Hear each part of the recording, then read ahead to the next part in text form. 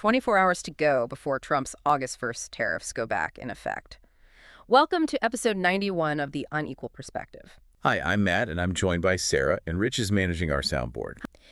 Today, we're looking into some truly urgent news, the direct implications, and also the wider context of these significant tariffs, especially how they impact the island nation of Jamaica.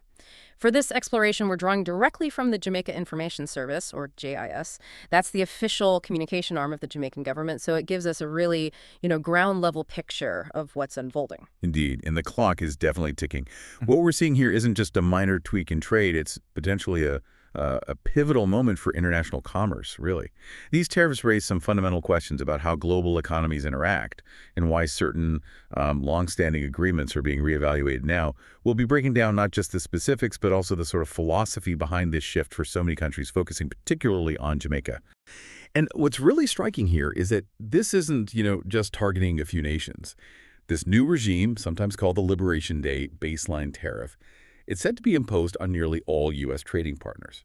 Now, some might face those really eye-watering 50% rates, but the general feeling is these high tariffs represent a dramatic, maybe long-lasting shift in global trade policy.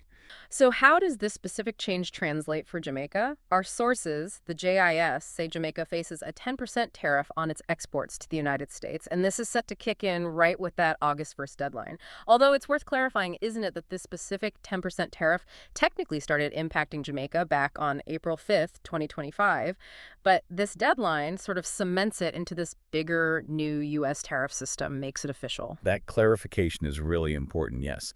What's fascinating, and maybe a bit counterintuitive, is the reciprocal nature they point to for that 10%. Yeah. It apparently reflects Jamaica's own general tariff rates on U.S. goods. So on the surface, it might sound fair, like simple reciprocity, but, and this is the crucial part, this is where it becomes a really sharp break from the past. Its imposition basically overrides the Caribbean Basin Initiative, the CBI. For generations, the CBI let nearly 90% of Jamaican goods enter the U.S. completely duty-free. 90%, wow. Exactly.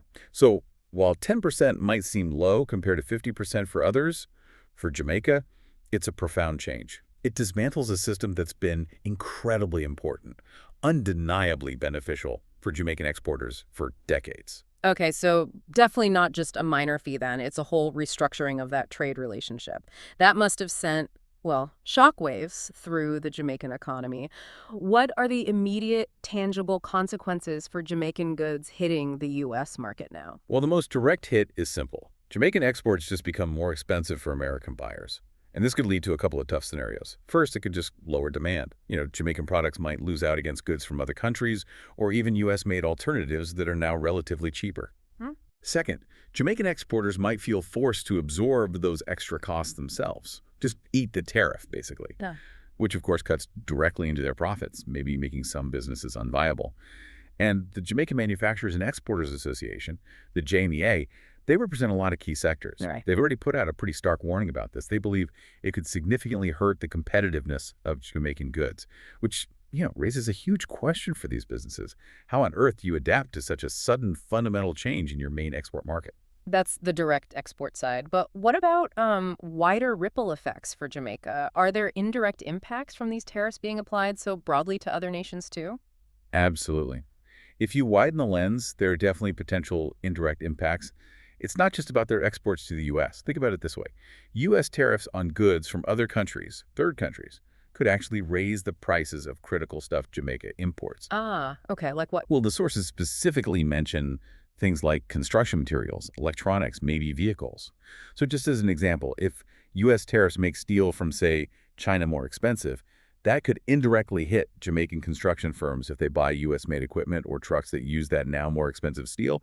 It's that classic ripple effect through the global supply chain. It really shows how tangled everything is and how tariffs aimed at one place can hit others unexpectedly. Right. It's never just one country affected. So given all this, how are the Jamaican government and businesses reacting? What are they actually doing right now to prepare for tomorrow and, the future under this regime? It's clear they're not just sitting back. They seem to be taking a very comprehensive and proactive approach. Multiple fronts. First, there's what the sources call active government engagement. The Jamaican government is talking directly with the U.S. Trade Representative's office, that's Ambassador Catherine Tai's team currently. They're pushing for urgent clarification, trying to nail down if this 10% definitively overrides the CBI preferences, and getting the nitty-gritty details on how it's being implemented. So it's high-level diplomacy, not just waiting and seeing. Okay, direct engagement with the U.S. What else? Then there's lobbying efforts within CARICOM, the Caribbean community. CARICOM is that group of 15 Caribbean nations, right? Mm-hmm. They often speak with one voice on trade issues. Mm-hmm. So Jamaica is working closely with other CARICOM leaders. They're advocating together for the restoration, or at least continuation, of that preferential access to the U.S. market. They know the outcome's uncertain, but they're presenting a united regional front, emphasizing the wider impact. That makes sense. Strength in numbers. But what about the actual businesses on the ground? What advice are they getting from the government or industry groups on how to handle this?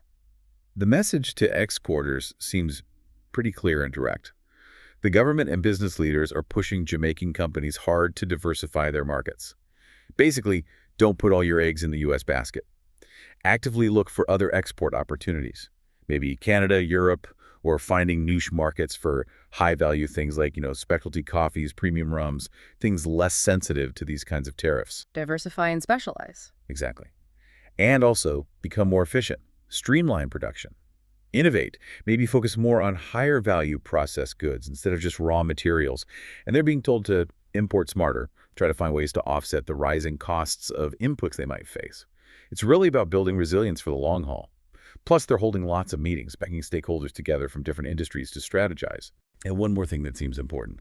There's an ongoing technical review. Jamaica's Ministry of Foreign Affairs and Foreign Trade is doing this deep analysis and has promised to keep the business community updated as they learn more, which is vital, right? In such a fluid situation, businesses need clear, timely information. It shows a commitment to supporting them through this. It definitely sounds like Jamaica is facing a major economic test. You mentioned innovation as a response. Has anything particularly surprising or maybe creative emerged as a strategy for Jamaican businesses? Something beyond just finding new countries to sell to? That's a really interesting angle. Yeah. I think beyond just geographic diversification, what seems to be emerging, perhaps out of necessity, is a push for product evolution. It's not just selling the same raw sugar or bauxite somewhere else. It's about moving up the value chain. So focusing more on, say, branded sauces using Jamaican peppers or sophisticated packaged foods, or even tapping into the digital economy services like call centers or software development. Things that are less about bulk commodities and more about unique value propositions or skills, which are inherently less vulnerable to these kinds of blunt tariff instruments. It's almost like the pressure is forcing a kind of rapid innovation, a strategic pivot.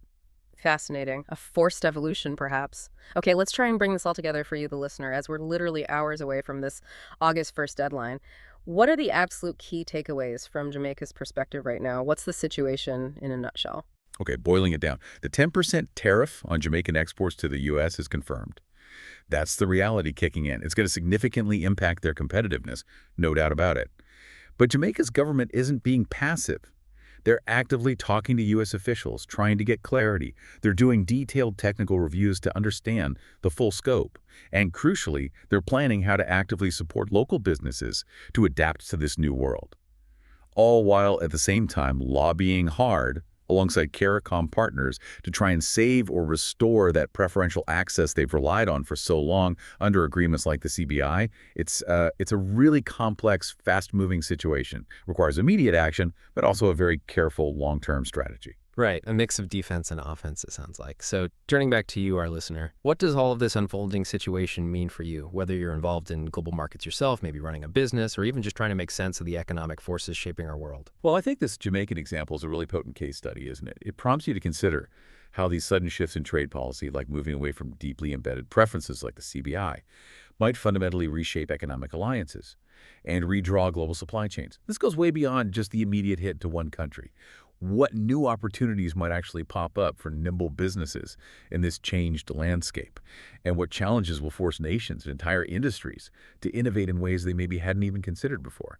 It really forces us all to think about the interconnectedness and perhaps the fragility of our global economy in some fresh, maybe uncomfortable ways.